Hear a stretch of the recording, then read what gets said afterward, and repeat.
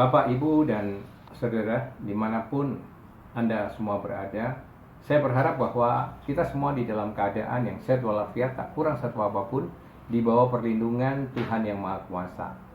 Bapak, Ibu, dan saudara-saudara, kali ini saya ingin memberikan komentar berkaitan dengan bisnis asuransi, khususnya asuransi yang biasa disebut sebagai unit link. Bapak Ibu, saya sebagai lawyer udah sekian banyak menangani kasus-kasus berkaitan dengan klaim asuransi ini. Dan ternyata tidak sedikit dari klien-klien saya itu yang pada akhirnya, pada ujungnya merasa dirugikan. Ya, oleh sebab itu, saya ingin memberikan beberapa gambaran kepada Bapak Ibu sekalian berkaitan dengan asuransi unit link ini. Namun sebelumnya berkaitan dengan asuransi ingin saya katakan bahwa kalau kita berasuransi sebenarnya itu sesuatu hal yang baik, yang perlu, ya, karena berasuransi itu adalah kita memproteksi diri kita dari berbagai kemungkinan risiko, ya, khususnya di bidang kesehatan, ya, di bidang kecelakaan, di bidang kematian dan lain sebagainya, ya. Jadi kalau kita sakit, kalau kita punya asuransi, itu tentu lebih memudahkan kita untuk pembiayaan, untuk pembayaran dokter, obat, rumah sakit, dan lain sebagainya. Tetapi perasuransian ini, dewasa ini berkembang ke dalam katakan fase perkembangan yang ketiga begitu, ya. Saya di dalam sehari-hari juga kebetulan mengasuh mata kuliah atau mengajar di bidang asuransi ini. Nah, kalau dalam secara sejarah saya ketahui, awal mula asuransi itu tidak lain adalah bisnis pertanggungan, ya, murni proteksi. Nah, artinya apa? Kita menutup asuransi, membayar premi asuransi itu untuk mengcover resiko atau pertanggungan dari kemungkinan buruk yang kita alami. Yang tadi saya sudah berikan contohnya itu. Misalnya manakala kita sakit, kita kecelakaan, kita meninggal dan sebagainya, ya, maka dengan membayar proteksi, membayar premi untuk memproteksi diri kita, manakala kita mengalami hal-hal yang semuanya tidak pasti itu, kita bisa mengklaim ke perusahaan asuransi untuk menerima pertanggungan, ya. Nah, perkembangan yang kedua lalu asuransi digabung dengan tabungan misalnya, dan sekarang lebih jauh lagi, asuransi ini ternyata menggabungkan diri dengan apa yang disebut dengan unit link itu. Apa itu sesungguhnya unit link? Nah, banyak orang terus terang masyarakat awam kurang tahu itu, ya. Apa yang terjadi akhirnya pada ujungnya lalu orang merasa dirugikan dengan menutup asuransi ini. Pada mula biasanya orang menjual ini melalui agen-agen, ya. Perusahaan-perusahaan asuransi menjual usaha asuransinya unit link ini melalui agen-agen atau broker-broker. Dan biasanya broker-broker atau agen-agen itu ya hanya sebatas menerangkan kepada kita tentang apa yang disebut dengan produk, ya, pengetahuan produknya saja. Dia menjual lalu menawarkan sedemikian rupa, ya, dengan berbagai bumbu dan sebagainya. Mungkin bahkan dia sendiri juga nggak paham itu atau kurang paham tentang unit link itu sendiri. Ya, yang penting karena dia ditugaskan sebagai marketer, sebagai salesman, sebagai agen, sebagai broker yang menjual produk dari perusahaan asuransi tersebut, ya dia menjual. Dan biasanya broker-broker ini meskipun biasanya mengikuti pendidikan kursus singkat tentang produk-produk asuransi khususnya unit link ini, ya intinya dia hanya ditugaskan sebagai penjual, lalu di dalam rangka menjual itu dia menerima komisi yang lumayan besar, ya. Biasanya yang saya tahu probably 30%. Nah, jadi di tahun pertama kalau Bapak Ibu misalnya membeli unit link ini, ya, dengan membayar premi sekian, biasanya di tahun pertama Ibu Bapak tidak bisa atau belum bisa melakukan klaim. Kalau terjadi sakit, terjadi kecelakaan, terjadi kematian dan sebagainya, belum bisa klaim. Dan uang yang Bapak Ibu bayarkan kepada perusahaan asuransi itu 30% itu udah untuk komisinya agen atau broker. Itu 70% masuk ke perusahaan asuransi dan itu hilang begitu saja, ya. Ini yang Bapak Ibu mesti tahu. Nah, kemudian kalau tadi saya katakan basic awal asuransi itu adalah pertanggungan, maka mestinya ketika Bapak Ibu membayar premi, Bapak Ibu akan di cover, oke, untuk premi sebesar ini saya akan di cover untuk penyakit ini saja gitu misalnya, atau kalau manakala saya meninggal dunia saya akan mendapatkan pertanggungan sekian gitu. Itu simple dan jelas sekali ya. Pada prinsipnya kalau untuk model asuransi yang original itu seperti itu. Tapi kalau kita bicara yang saat ini demikian trendy dan demikian digaung-gaungkan unit link, banyak orang awam tidak mengerti tentang apa itu produk unit link. Agen hanya membujuk calon pembelinya, dan kalau setelah terbujuk membeli, lalu apa yang terjadi? Setiap tahun customernya hanya disuruh membayar, ya kan? Lalu top up. Kalau kemudian untuk sekian lama lalu tidak tahu, akhirnya hilang uangnya, ya. Padahal yang diartikan unit link itu gabungan sebenarnya antara pertanggungan, ya, ibu bapak membayar premi itu sebagian untuk pertanggungan dan sebagiannya untuk diinvestasikan tuh di pasar modal. Biasanya atau pada umumnya itu dihubungkan dengan bisnis reksadana. Ya. Apa itu reksadana? Reksadana tidak lain adalah investasi di portofolio efek. Apa itu efek? Efek tidak lain adalah surat berharga. Nah, siapa yang memainkan itu? Perusahaan asuransi menitipkan uangnya, uang investasi dari demikian banyak nasabah itu ke manajer investasi untuk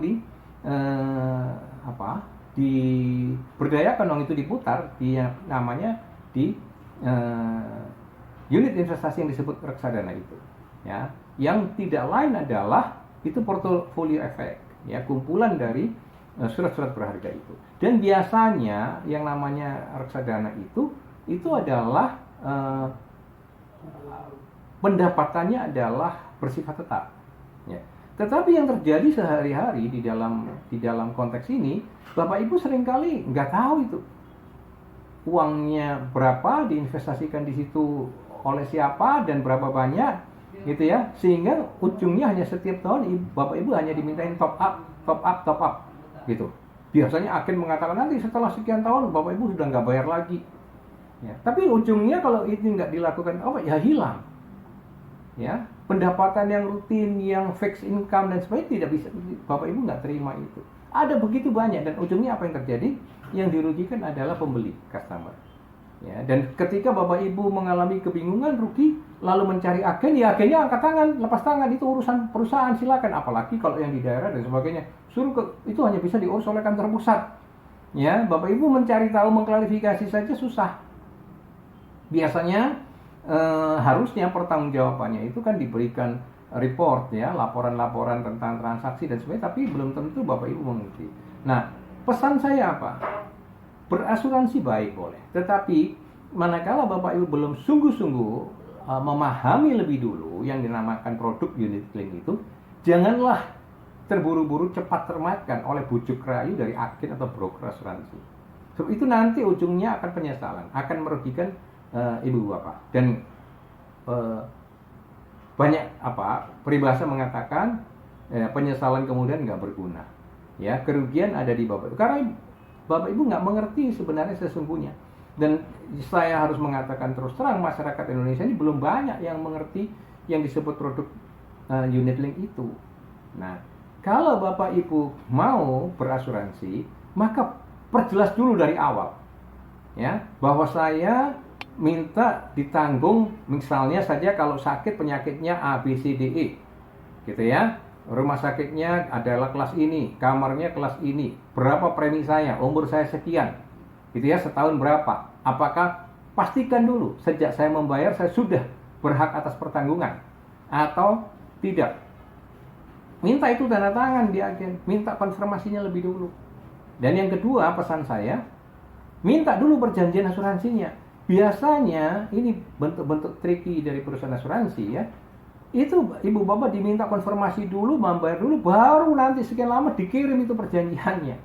Dan perjanjiannya setebal-tebal gitu ya, detail kecil-kecil. Lalu ibu bapak, jangan pun orang awam, lawyer saja kadang-kadang membaca malas. Tulisan kecil-kecil begitu banyak, nggak jelas, ya, dan sedikit komplikasi, ya. Nah, apa yang terjadi ibu bapak? lalai, nggak mengerti. Nanti giliran klaim ditunjukin oleh perusahaan asuransi, loh ini klausulnya semua sifatnya penolakan.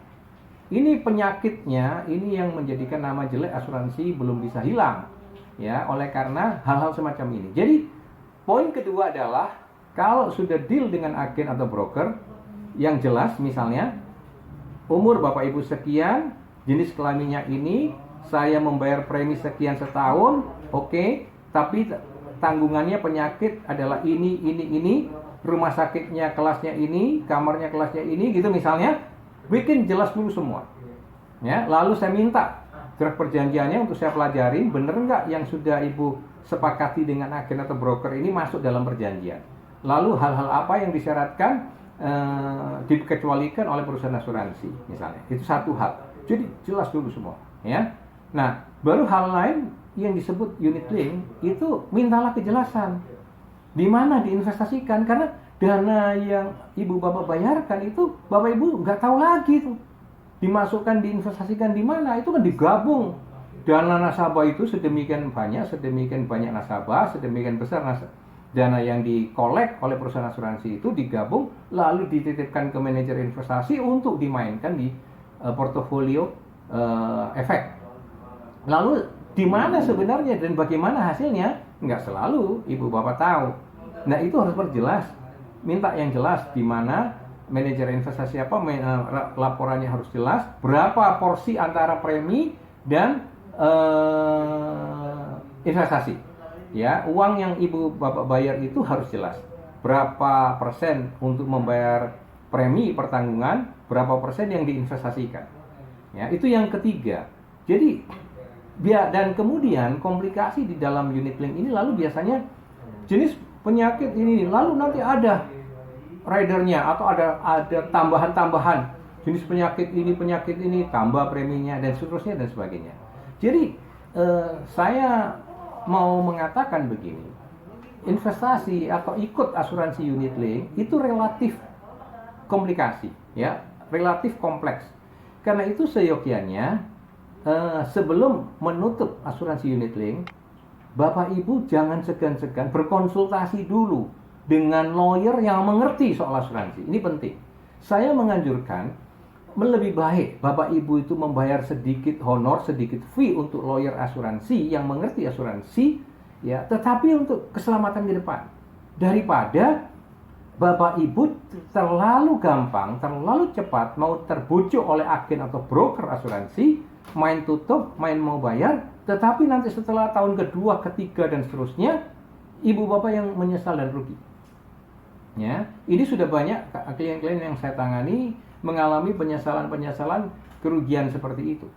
Nah, sekali lagi, berasuransi adalah baik, tetapi ada sisi yang lain, model asuransi yang saat ini tidak lagi murni proteksi atau pertanggungan, ya, tetapi sudah berkembang. Nah, ada yang dulu tahap kedua dengan digabung dengan tabungan, dan tahap yang berikut yang ketiga ini unit link, ya. Ada proteksi pertanggungan digabung dengan investasi, dan ini sering kali menjadi malapetaka. Salah satu contoh besar misalnya yang kasus Jiwasraya itu, ya, itu kan jelas kriminal. Bagaimana sebenarnya proteksi lalu digabungkan dengan investasi. Iya, bahwa memang Bapom dulu, kalau sekarang OJK mengizinkan, tetapi kan itu harus disertai dengan edukasi yang kuat, karena kalau tanpa edukasi yang baik, masyarakat tidak mengerti, apalagi masyarakat awam tidak mengerti tentang perasuransian ini dengan baik, dan mudah sekali dirugikan oleh perusahaan-perusahaan asuransi ini. Contohnya itu tadi seperti kasus Jiwasraya, berapa banyak uang nasabah yang dirugikan. Itu uang nasabah terkumpul, itu kan walaupun Jiwasraya itu BUMN, kan tidak semua uang negara, kan hanya modalnya saja uang negara. Tetapi uang yang dimainkan, dititipkan oleh Jiwasraya ke manajer investasi, itu kan uangnya nasabah yang begitu banyak, ya. Contohnya semacam itu. Nah, seandainya Bapak Ibu itu mau berinvestasi di pasar modal, kan bisa dipecah, ikut aja. Kalau mau menutup asuransi, ya murni pertanggungan saja misalnya. Lalu kalau Ibu mau main di pasar modal, main aja sendiri di pasar modal. Kan Ibu Bapak bisa, andainya minat, bisa mencari broker saham atau broker pasar modal gitu ya, atau konsultan pasar modal, lalu mencari manajer investasi kan bisa. Ya, sehingga ibu bapak sendiri tahu mana berapa yang saya taruh untuk investasi, berapa yang saya mainkan di pasar modal. Itu jauh lebih jelas. Ya, tidak ada komplikasi. Ya, nah, saya khawatir bahwa saat ini perusahaan-perusahaan asuransi itu menjadi booming itu karena bujuk rayu di unit linknya itu di investasi. Padahal kalau mau sendiri-sendiri dilakukan sendiri kan juga bisa. Ya, saya lebih menganjurkan kalau toh Bapak Ibu menutup asuransi, tutup asuransi dalam model yang paling dasar tadi, yang murni proteksi. Nah, tentang mau berinvestasi dan lain sebagainya, ya tadi saya katakan itu kan sebenarnya bisa dilakukan sendiri, ya sehingga bisa lebih jelas. Apalagi rate dari unit link juga kurang lebih nggak terlalu jauh-jauh banget bedanya dengan bunga deposito, karena antara bunga atau gain ya atau dividen yang dihasilkan di pasar modal umumnya itu selalu bertolak belakang, berlawanan dengan bunga deposito. Ya, kalau bunga depositonya rendah, dia bunga pasar modal biasanya naik sedikit, lebih tinggi sedikit. Kalau di sini menurun, di sini lebih tinggi sedikit. Itu hanya seperti itu kontraksinya. Ya, perbandingannya. Nah, kalau reksadana umumnya itu biasanya fixed income mestinya. Tapi soal-soal begini, detailnya, teknisnya, analisisnya, harusnya sekali lagi saya menganjurkan lebih baik Bapak Ibu berkonsultasi dulu, ya, dengan lawyer-lawyer yang mengerti pasar modal, ya, capital market lawyer. Ya, kami melakukan pendidikan di situ, ya, di bidang capital market ini, mendidik lawyer-lawyer ini. Lawyer pun, Ibu Bapak, harus mengikuti pendidikan khusus. Kalau tidak juga mereka belum tentu mengerti persoalan bisnisnya. Ini kan bukan hanya persoalan di aspek hukumnya, tapi juga tentang pasar modalnya itu sendiri, termasuk portofolio investasi efek itu sendiri harus dipahami, dimengerti. Sehingga untuk para lawyer saja kami melakukan pendidikan, apalagi yang awam, ya Bapak Ibu. Jadi ini saran saya, seringkali Bapak Ibu yang membeli polis-polis asuransi ini harus berhati-hati. Dan kritik saya terus terang kepada perusahaan-perusahaan asuransi ini, marilah melakukan bisnis yang fair dengan melakukan edukasi lebih dulu. Ya, jangan hanya memproduksi agen, broker, hanya dididik sedemikian rupa, hanya di force untuk menjual tanpa diimbangi oleh rasa tanggung jawab moral untuk ikut menyelesaikan masalah. Seringkali setelah agen-agen itu menjual, ya sudah lepas tangan dia. Kalau ada bermasalah tidak pernah membantu customernya. Dia hanya lemparkan, oh itu bagian legal, bagian klaim, bagian macam-macam, hanya dilempar saja ke perusahaan itu, dan banyak klien mengalami kesulitan di dalam berhubungan, di dalam mengurus hal-hal yang terkait dengan hak-haknya di perusahaan asuransi ini. Ya, nah karena seperti itu duduk masalahnya, maka saya juga ingin mengingatkan agar perusahaan asuransi juga mawas diri, tahu diri kenapa namanya masih belum terlalu baik, ya. Dan kita lihat kenapa pangsa pasar asuransi ini masih kecil di Indonesia, karena sekali lagi persoalan advokasi dan edukasinya yang kurang. Ya, karena itu kenapa pasar asuransi ini potensial besar sebenarnya, tetapi perkembangannya lambat sekali. Ya, kalau bidang-bidang lain saya kira di financial business itu kan pesat sekali. Tapi nama baik asuransi terus terang di masyarakat kan masih banyak yang takut untuk berasuransi. Ya, ini saya kira juga harus menjadi mawas diri dan kesadaran dari perusahaan-perusahaan asuransi untuk lebih melakukan bisnis yang lebih fair, yang lebih transparan, yang lebih edukatif. Ya, jangan hanya tricky, ya, menjual saja lalu tanpa memberi pengertian yang sejelas-jelasnya kepada nasabah. Ingat, nasabah itu berhak atas informasi, ya, dan di dalam Undang-Undang Perlindungan Konsumen, nasabah itu sebagai konsumen berhak atas informasi yang transparan, yang terbuka, ya, yang jujur, yang bertanggung jawab. Jangan setelah menjual lalu pada tahun-tahun berikutnya nasabah yang akan mengalami kesulitan. Nah, saya kira itu pesan advokasi saya bagi Bapak Ibu. yang berminat untuk membeli produk-produk asuransi. Salam sehat.